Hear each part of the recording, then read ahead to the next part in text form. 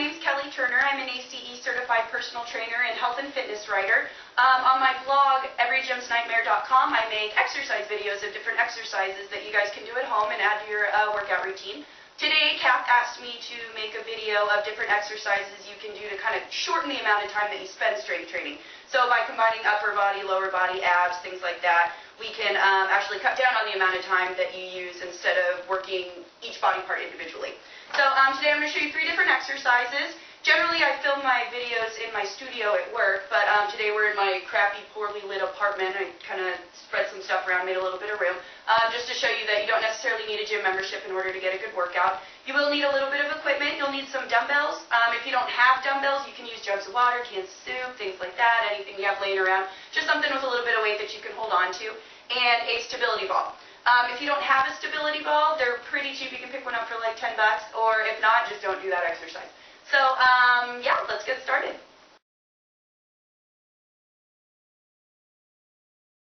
Alright, so the first exercise I'm going to show you are lunges with bicep curl to shoulder press to tricep extensions. So there's 3 upper body exercises in it, which is going to knock out pretty much all the upper arm, or all the upper body exercises that you're going to have to do. And then, since we're doing lunges, you're going to get the lower body going. So I'm going to break it down for you because there's a lot of moving parts with it. A lot of people say they can't do lunges because it hurts their knees, but most of the time they're actually just not doing it properly. So to do a proper lunge, you're going to have to take a big step forward. You want to keep the weight on the front heel. You want to think about dropping your hips straight down to the ground, keeping your chest up. So you're going to lower down. You want both knees at 90 degrees. Weight on the front heel, and you don't want your knee to go past your front toe. Keeping the weight on the heel and keeping your knee behind your toe, that's going to keep the pressure off the knees and eliminate any of the pain. So the upper body portion of it are bicep curl, shoulder press, tricep extension. So bicep curl, you want to keep your elbows tucked in by your sides, palms facing in. So you're going to curl up to your chest. Then you're going to switch, turn palms forward, do a shoulder press, palms still forward. Then you're going to turn your palms inward. This is called neutral. Keeping your elbow over your shoulder. You're going to lower down behind. My elbow still above my shoulder. And then I'm going to extend through the back of the arms, pull them right back up to do the tricep extension. So you want to do all the arm exercises when you're down in the lunge. That's going to get your legs working a little bit more because you're going to have to hold the lunge position. You can do the lunges walking, or you can do them stationary. It just depends on how much room you have. So all together, it's going to look like this. Big step forward, weight on the front heel, dropping down to 90 degrees, holding the lunge, elbows tucked in, bicep curl, shoulder press, turning the palms in, down, tricep extension, back down, and then I'm coming out of the lunge. The hardest part is the tricep extension for most people, so you really want to make sure that you keep your elbow up over your shoulder. It's going to stay right there, and that's what's going to isolate the tricep and extend up to the ceiling. So like I said, you can do these walking or you can do them stationary. You just want to make sure that you switch feet in between.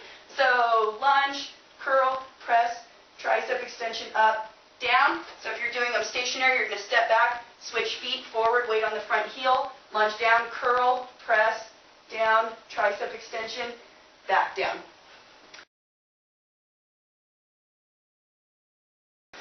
Alright, so the next exercise I'm going to show you are pike up push-ups. I'm going to show you a few modifications for them because they can be kind of difficult, so I'll show you how to make them a little bit easier. So I'm going to show you regular first. So what you're going to do is you're going to need your stability ball. This is going to work your upper body and your abs, especially your lower abs, which is that pooch area that everybody has an issue with. Well, not everybody, but a lot of people do. So you're going to walk it out. You're going to get in push-up position. You're going to walk it out so that the stability ball is about at your shins. To make it a little bit easier, you can move it up. The further up towards your torso it is on your body, the easier it's going to be to do. So what you're going to do is you're going to start with your wrist directly underneath your shoulders. So the first part is the pike up, which is going to hit the lower abs. So I'm going to keep my belly button pulled in, course nice and tight. I'm going to pull with my lower abs, shoot my hips straight up towards the ceiling, and then come back down. That's the pike up part. After that, I'm going to lower down into the push-up. So you want to think of your body as an entire lever. So as my chest goes down, my feet are going to go up. I'm not going to bend at the waist at all. I'm going to move as one solid unit. So belly button's pulled in, down into the push-up, and back up. So you're going to do these continuously. So you're going to pike up and push up. So I'm hitting lower abs and upper body. To make it a little bit easier, like I said, you can walk it so that the stability ball is further up on your body, about your knees or to your thighs. If you can't perform the pike up, shoot your hips straight up towards the ceiling, you can pull your knees in towards your chest. So what you're going to do is you want to keep your upper body stationary. So instead of piking up and shooting my hips straight up towards the ceiling. I'm going to bend my knees, pull it in, still using the lower abs, so it's still hitting the lower abs. I'm going to come back out and then lower down into the push-up.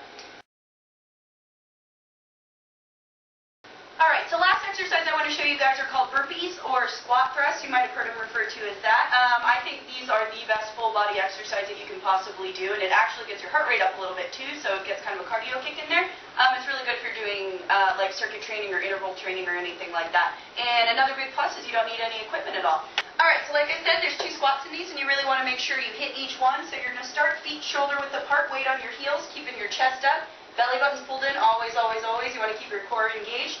So first thing I'm going to do the first squat. So weight on the heels, keeping my chest up. I'm going to squat down, put my hands about shoulder width apart on the ground, keeping my shoulders over my wrist. I'm going to jump out to push-up position or plank position, whichever one you want to call it. Belly buttons pulled in, straight line from my shoulder down to my heel. I'm going to hold this for a beat, and then I'm going to return back to squat position. So I'm going to bring my knees in, put my heels, feet shoulder width apart, chest up, pressing through the heels, stand up. That's 1 burpee or 1 squat thrust. So to get your heart rate up, you want to do these continuously, and you really want to make sure that you hit each squat, because that's what's going to get the legs working. So lower down into the spot, out, back in, and up. Keeping the core nice and tight. Don't let the hips sag. Make sure you're keeping your chest up as much as you can, driving through the heels on the way up. So those are 3 exercises that you can add to your workout routine and kind of cut down on the amount of time that you spend strength training. So like the first one that we did, instead of doing bicep curls and then doing shoulder presses and then doing tricep extensions, might as well just add them all together and cut down on the amount of time that you're working out. That's kind of why I don't really like to use machines either, especially at my studio where I train. We don't use machines, we do functional training, which means you use your body in the way that it's designed to move. It cuts down on injury that way because you're training your body the way that you're going to use it. But then also, you can kind of get the most bang for your buck because you're working so many different muscle groups at once, as opposed to, say, like a leg press machine where you're just pressing, just working the legs, and then you would move on to a different machine and just work the arms or something like that. So I want to thank Kath for letting me guest post, and I want to thank you guys for watching. And if you want to see some more videos from me, you can check out my blog, www.everygymsnightmare.com.